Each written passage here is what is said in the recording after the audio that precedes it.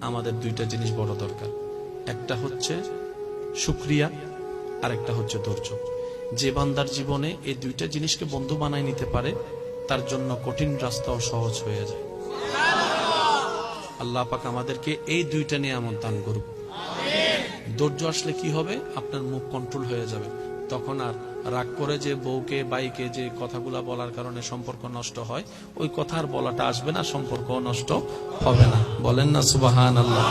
আর শুকরিয়া হলে আপনার টেনশন কমে যাবে, শুকরিয়া হলে আপনার হার্ট অ্যাটাক কমে যাবে, শুকরিয়া হলে আপনার মাথা চুল পড়া কমে যাবে, শুকরিয়া হলে আপনি অল্পতে খুশি হওয়া শিখে যাবেন। সুবহানাল্লাহ।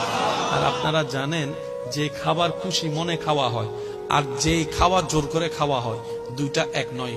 পোলাও রস বিরিয়ানি যদি জোর করে আপনাকে চিবিয়ে চিবিয়ে খাওয়ায়, আপনার শান্তি লাগবে না। আর যদি খুশি মনে যদি আপনি শাক দিয়ে ভাত খান, দেখবেন যে প্রশান্তির ডেকুর আপনি তুলতে পারবেন। সুবহানাল্লাহ।